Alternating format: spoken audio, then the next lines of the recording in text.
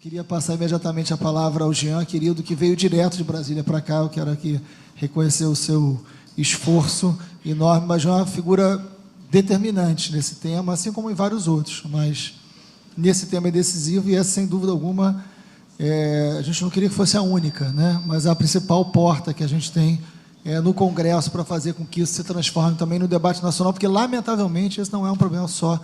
O Rio de Janeiro tem as suas especificidades, os seus problemas muito específicos, né? E de forma incrível, mas não é só um problema do Rio de Janeiro, né? Então, acho que o Jean, que já seria importante por tudo, se torna mais ainda diante desse contexto. Jean, por favor. Pode falar. Bom dia a todos e todas vocês. Eu peço desculpas por ter chegado atrasado, mas o voo saiu com atraso em Brasília, não foi minha culpa. Então, não pude ouvir a principal fala, assim, porque foi quem provocou essa audiência pública, que foi a fala da Priscila e a pesquisa dela. Eu publiquei um artigo da Priscila no meu espaço, na Carta Capital, dentro de uma campanha de ampliar os espaços e os canais de vozes das mulheres, agora que são elas. Eu cedi o meu espaço para um artigo da Priscila e foi muito em função disso que essa audiência foi pensada. Então, eu lamento não ter, mas eu conheço muito bem seu pensamento, li a sua pesquisa, então, espero que eu esteja desculpado. Eu estou aqui na condição mais de ouvinte mesmo, vim fazer uma oitiva, digamos assim, na condição de representante das comissões de Seguridade Social e Família, Direitos Humanos e Minorias, que são as comissões das quais eu faço parte lá na Câmara, além da Comissão de Cultura. Mas as que interessam para esse tema aqui é a Comissão de Direitos Humanos e Minorias, a Comissão de Seguridade Social e Família.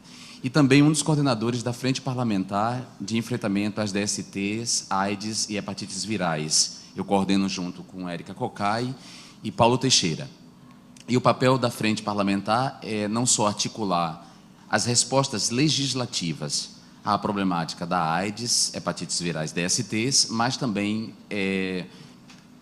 atuar como um espaço de vigilância e fiscalização sobre as políticas públicas do Poder Executivo. Então, nós temos uma função ali de fiscalizar o Ministério da Saúde, cobrar do Ministério da Saúde as respostas à epidemia de AIDS. Então, volto a dizer, não é para tratar especificamente do problema do Rio, mas o problema do Rio está inserido, né? Nós somos deputados federais, temos que tratar das questões nacionais. E a AIDS é um problema não só do Rio de Janeiro, embora o Rio tenha esse dado alarmante de a mortalidade da AIDS no Rio ser o dobro da média nacional. Isso é gravíssimo para um estado como o Rio de Janeiro, né? Sobretudo considerando que a maioria dessas mortes se concentra na região metropolitana. É um problema seríssimo, mas a questão da AIDS é um problema nacional.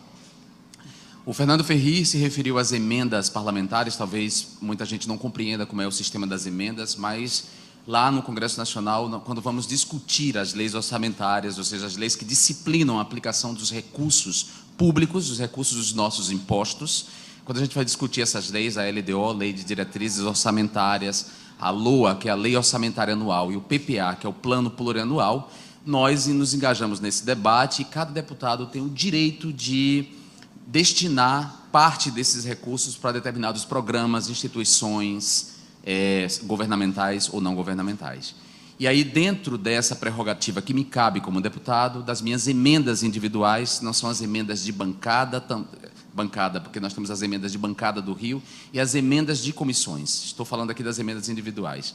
Nessas prerrogativas, eu destinei esses recursos ao Hospital Gafrey Guinle, mas não só ele. Eu destinei também ao Hospital Universitário da UFRJ, especificamente ao Martagão Gesteira, que trabalha com saúde infantil, o programa de reabilitação, inclusive, de crianças com transtornos cerebrais e físicos, e destinei para o Instituto Fernandes Filgueiras, que trabalha com saúde reprodutiva da mulher, além de para a própria Fiocruz. E aí eu estou me referindo apenas às emendas da área de saúde, porque eu destinei outras emendas para outras áreas.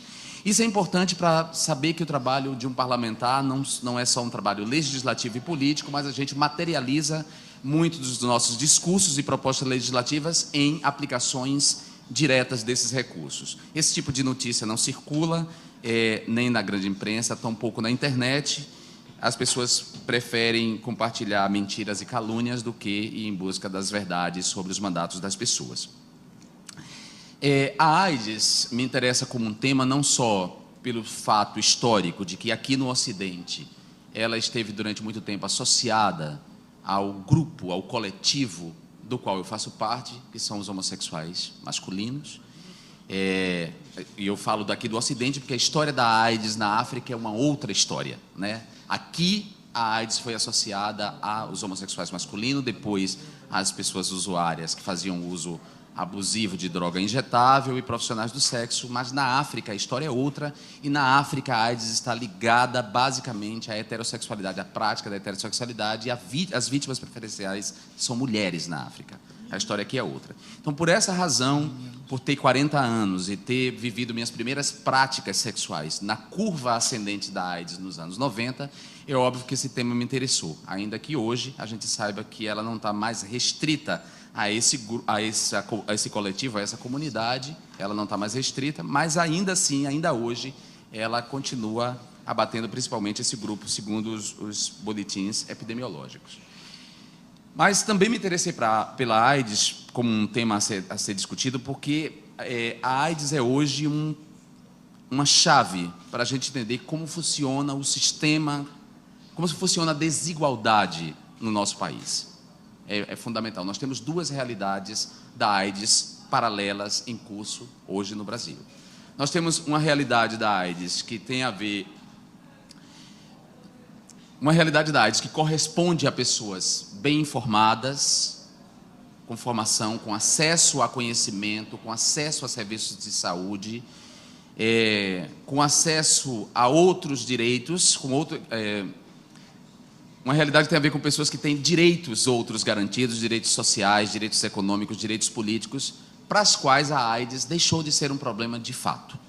Essas pessoas sequer sofrem o estigma, porque têm acesso a um conjunto de serviços que mascaram, inclusive, para as pessoas que usaram a primeira geração de medicamentos, mascaram, inclusive, os sintomas colaterais, os efeitos colaterais da medicação, como, por exemplo, a lipodistrofia. Então, muitas pessoas têm acesso hoje a tratamentos de enxertos que desaparecem os sintomas da lipodistrofia. Então, ela se apresenta publicamente como uma pessoa absolutamente saudável, que ela é de fato. Ela está com carga viral zero, ela não tem o sistema imunológico está fortalecido, ela não tem doenças oportunistas, ela tem acesso a serviços de saúde, ela mora num bairro com tratamento de água e esgoto, ela não tem dificuldades de acesso aos serviços de saúde por transportes, enfim, e ela tem uma vida sexual saudável, inclusive, para os amigos e para as relações, ela diz, sem problema, que tem HIV e isso, de fato, não estigmatiza ela. Essa é uma realidade experimentada por um grupo, por uma classe. E existe uma outra realidade, que tem a ver com a conjugação de três desigualdades articuladas entre si. A desigualdade vital. O que significa a desigualdade vital? Todos nós vamos morrer. Todos que estamos nessa sala vamos morrer. Isso é fato. E algumas pessoas vieram com um bilhete premiado. Péssimo, né? Um bilhete premiado ao contrário, que são as pessoas que têm problemas genéticos, doenças genéticas. Tirando essas pessoas, tirando esses dois fatos, o fato de que vamos morrer e que algumas pessoas vieram com uma má sorte, a saúde, a longevidade, ela não está igualmente distribuída. Algumas pessoas morrem muito mais, duram muito menos e adoecem muito mais por conta da pobreza. Então, se a gente pensa a sociedade como uma pirâmide, na base da pirâmide, morre-se muito mais, né? Vive-se muito menos e goza-se menos de saúde, porque a saúde não está distribuída, em que pese o nosso país tem um sistema único de saúde, uma política pública de saúde que permite um acesso mínimo a serviços de saúde à nossa população, porque se a gente pensar nos Estados Unidos, os pobres lá não têm acesso a nenhum serviço mínimo de saúde, estão condenados então muito mais do que a gente. O presidente Barack Obama lutou aí durante seus 2 mandatos para implementar um programa mínimo de saúde e não conseguiu, porque o Congresso Nacional Americano custeado, financiado pelas as grandes seguradoras de saúde, os planos de saúde, e não querem dar esse serviço mínimo. Então, a primeira desigualdade é a desigualdade vital. Depois, a desigualdade existencial, ou seja, algumas pessoas não gozam de certos direitos, nem têm acesso a certos serviços, não é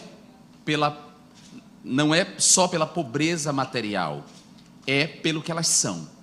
Então há uma desigualdade existencial. Aí as mulheres sofrem essa desigualdade em relação aos homens. Nós temos aí uma problemática de gênero mesmo, embora nós sejamos maioria nesse país de mulheres, as mulheres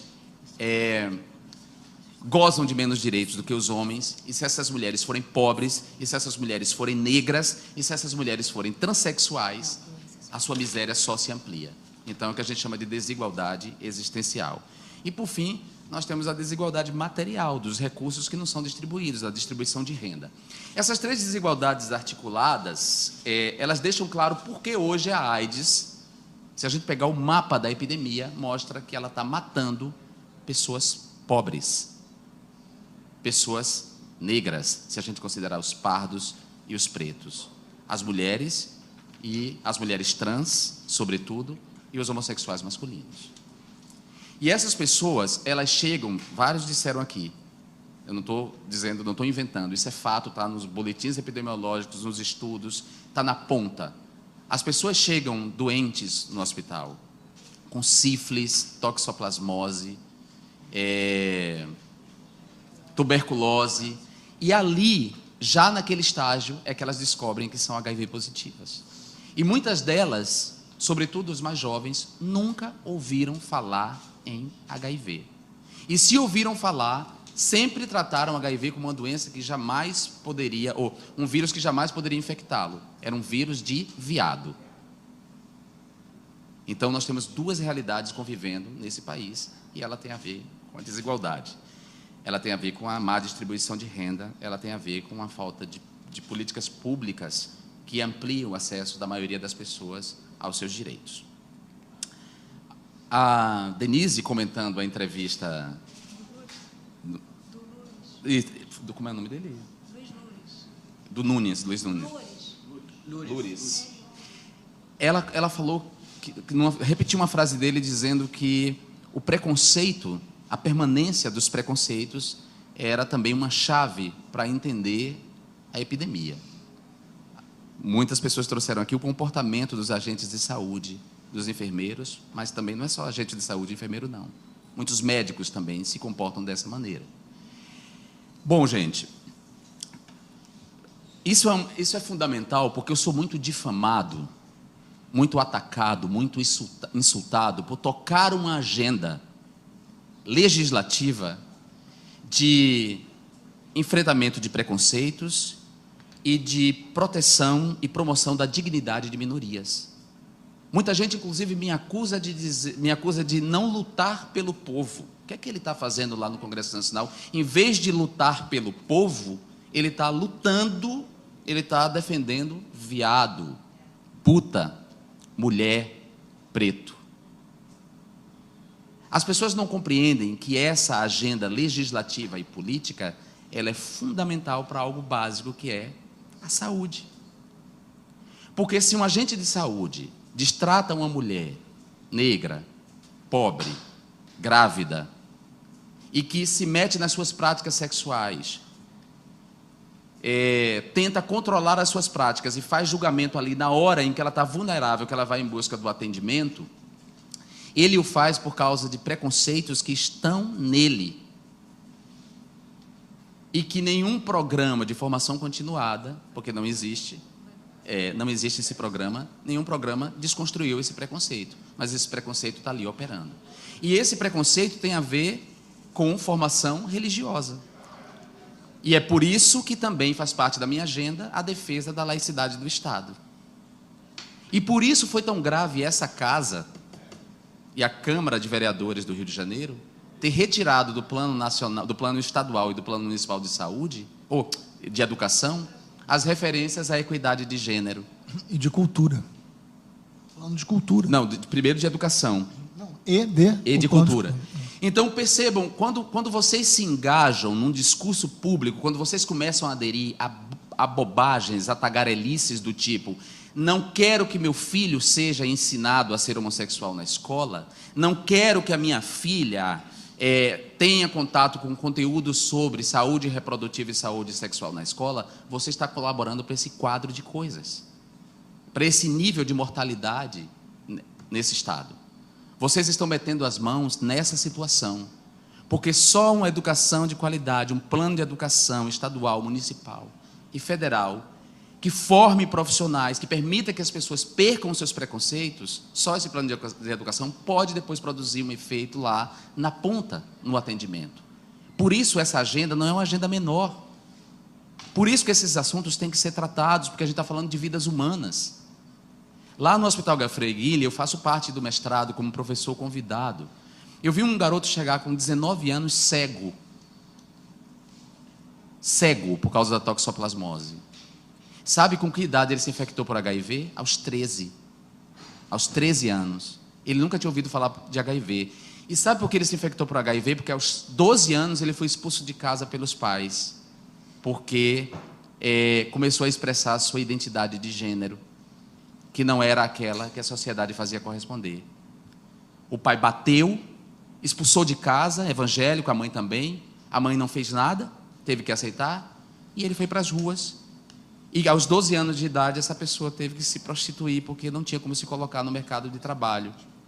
E na prostituição, na vulnerabilidade da prostituição, porque também, embora não seja crime, não há nenhuma regulamentação para esse serviço, e uma criança de 12 anos não é prostituta, ela é explorada sexualmente. A gente só pode falar em prostituição em casos de adultos. Essa criança que estava lá nas ruas se infectou por HIV. E só descobriu que era HIV positivo quando chegou cego no Hospital Gefrey Guilherme, doente. Então, percebam vocês, quando a gente se recusa a desconstruir preconceitos em nós mesmos, quando a gente se recusa a debater isso nos nossos espaços, né, nos lugares onde a gente atua, quando a gente minimiza essa pauta, quando a gente não se engaja politicamente com discernimento, a gente está contribuindo para tudo isso. Então, é um problema de gestão? É um problema de gestão. Tem problemas sérios na gestão? Tem sim. Tem problemas de recursos orçamentários? Tem sim. A Pátria Educadora cortou aí recursos da saúde. Cortou. Para fazer o quê? Para sustentar o sistema financeiro. Para destinar quase metade do orçamento da União para sustentar, para pagar juros e amortizações da dívida pública, ou seja, sustentar o sistema financeiro e banqueiros. Aliás, um dos grandes banqueiros do Rio de Janeiro foi preso por conluio de corrupção com o poder público. Então, essa Pátria Educadora que cortou recursos da saúde, ela também colabora dessa maneira. Então, é um problema de orçamento? É um problema de orçamento. Mas também é um problema cultural, como a Mônica colocou. Foi a Mônica? Simone, né? Cadê ela? Simone. Oi, Simone. A provocação de Simone é uma provocação maravilhosa, porque é exatamente isso. A gente não vai enfrentar essas questões se a gente não der nome aos preconceitos. Se a gente não permitir que também essas pessoas possam viver com HIV sem estigma. Mas elas ainda vivem com estigma. Porque no andar de baixo, a AIDS ainda está associada a práticas moralmente condenáveis, e moralmente condenáveis todos os dias nos telecultos. Não estou aqui estigmatizando a comunidade evangélica nem todos os cristãos. As pessoas sabem o quanto eu respeito a comunidade cristã, o quanto eu distingo cristãos de pessoas que se dizem cristãs, mas que agem contra os princípios do cristianismo. Eu estou falando essas que se dizem cristãs, mas agem contra os princípios do cristianismo. E que vão para a TV, mais uma vez, reforçar estigmas contra a população LGBT, contra os profissionais do sexo, contra os adeptos de religiões de matriz africana. E esses estigmas e esses preconceitos se materializam ali, no atendimento, quando a agente de saúde vai atender a pessoa e, portanto, viola o direito dela à saúde. Se materializa na sala de aula, quando o professor se recusa a reconhecer a identidade de gênero de uma pessoa transexual, ou recusa a compreender que o aluno homossexual é um sujeito de direito e lesa o direito dele à educação. E isso, portanto, reproduz um sistema de exclusão. A Frente Parlamentar de Enfrentamento à AIDS e DSTs e hepatites virais produziu alguns resultados importantes junto ao Ministério da Saúde. A gente discutiu o destino de emendas, não só das emendas individuais, mas das emendas de comissão, para ampliar os recursos da saúde.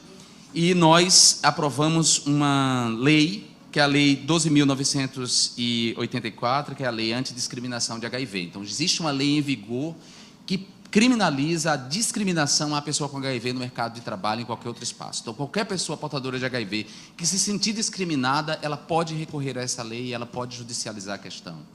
Então, essa é uma conquista nossa. E há 3 projetos tramitando de minha autoria que têm a ver com essa questão, não tem a ver diretamente, mas tem a ver indiretamente, porque, como eu disse para vocês, a AIDS é hoje um tema entroncamento, onde várias questões se encontram, né?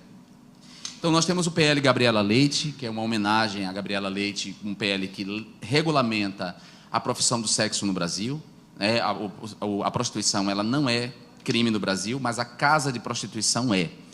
E acontece que, quando a casa de prostituição é crime, elas operam hoje na ilegalidade. Elas só funcionam porque agentes do Estado estão corrompidos para mantê-las funcionando. E, nesse funcionamento ilegal, essas mulheres não estão protegidas da exploração sexual, essas mulheres não têm acesso à saúde reprodutiva, nem à saúde, nem aos serviços de DST/AIDS. Então, muitas mulheres se infectam pelo vírus por simples falta de acesso a esse serviço de saúde. E não tem, porque a prostituição, a casa de prostituição é ilegal e tem que operar na ilegalidade. Então, seria muito melhor que a gente legalizasse, regulamentasse, para permitir a fiscalização, para impedir que crianças e adolescentes estejam ali exploradas, para impedir que mulheres sejam exploradas e para que a gente dê acesso à saúde reprodutiva das mulheres. Volto a dizer, regulamentar a prostituição não implica em dizer que, a partir de amanhã, as mulheres vão escolher ser prostitutas, porque a gente regulamentou a profissão de antropólogo e nem por isso o número de antropólogos aumentou. É só uma questão de acesso a direitos trabalhistas, isso é fundamental. O segundo PL é o PL 7633 de 2014, que é um projeto feito em parceria entre o meu mandato e a Artemis, e é um projeto que garante o parto humanizado e respeitoso às mulheres. E isso implica enfrentar a violência obstétrica. A Mariana fez relatos aqui de violência obstétrica. E a violência obstétrica vem sendo praticada largamente nesse país, e a primeira delas é submeter todas as mulheres à cirurgia cesariana, a não dar à mulher o direito de escolher se quer trazer o filho à luz pelo parto cesariano ou pelo parto normal e respeitoso. E a gente sabe que a opção pelo parto cesariano tem a ver com a questão econômica, né? É uma questão econômica. A anestesista ganha, o obstetra ganha muito mais e pode transformar a mulher num produto. Uma pasta de dente, ele atende várias ao mesmo tempo, sem respeitar o tempo do parto dela. Então, e aí, nesse conjunto de disposições, a gente fala da obrigatoriedade dos testes de HIV pré-natais para todas as mulheres, e a garantia do parto normal, e impedindo a transmissão vertical. E hoje é absolutamente possível, desde que a mulher tenha acesso. E o PL 882, que é o PL que legaliza e regulamenta a interrupção segura da gravidez indesejada. E aí leia-se o aborto. E, nesse sentido, eu concordo com a Ana. A mulher, gravidez não é doença, gravidez também não é destino, gravidez é escolha. E uma mulher tem o direito de escolher se quer estar grávida ou não. E se ela não quer estar grávida, se por algum motivo ela engravidou, por acidente, porque a camisinha estourou, porque a tabelinha não deu certo, ou seja, tem 1000 razões para acontecer uma gravidez, e essa gravidez é indesejada, é um direito dela interromper essa gravidez no tempo que a ciência diz que é possível interromper essa gravidez, porque não há ali um dano ao ser humano, a nenhum ser humano, certo? Então, é um direito dela fazer isso. Se a gente não legaliza e não regulamenta isso, a gente permite que essa interrupção aconteça de maneira clandestina, né, ilegal e insegura. E isso amplia a mortalidade materna e as chances de uma mulher se infectar por HIV também. Então, é um conjunto de leis que, vistas isoladamente, por tocar em questões morais, um conjunto de leis pode levar a interpretações equivocadas e até mesmo a difamação nas redes sociais. Jean Willis quer legalizar a cafetinagem. E quem disse isso não foi pastor evangélico, não. Foram mulheres que se auto-intitulam feministas. desconsiderando o trabalho de anos de uma mulher como Gabriela Leite. Eu era um garoto nas ruas de Alagoinhas, vendendo nas ruas para ajudar minha família, quando Gabriela Leite, em 87, a convite de Brizola, começou a organizar o movimento das profissionais do sexo no Rio de Janeiro. Então, são mulheres que estão pedindo a regulamentação desse serviço, e não eu. Eu só sou parceiro e vocalizei essa luta. Então, não quero legalizar a cafetinagem, eu quero legalizar o direito à mulher sobre o seu corpo e quero impedir que mulheres sejam exploradas sexualmente, quero dar a elas o acesso à saúde reprodutiva e à saúde sexual. Então, a mesma coisa é o aborto, né? Se a gente pensa assim, ele quer legalizar o aborto, e aí uma pessoa menos informada diga que eu quero legalizar o assassinato de crianças. Não, não é. Primeiro, o embrião não é criança. A ciência diz que até a 12ª semana de gestação não há uma criança ali, não há um ser humano, não há dor. O único ser humano em questão ali é a mulher. É ela que está em jogo. Então, não se trata de simplesmente garantir um direito, uma liberdade individual.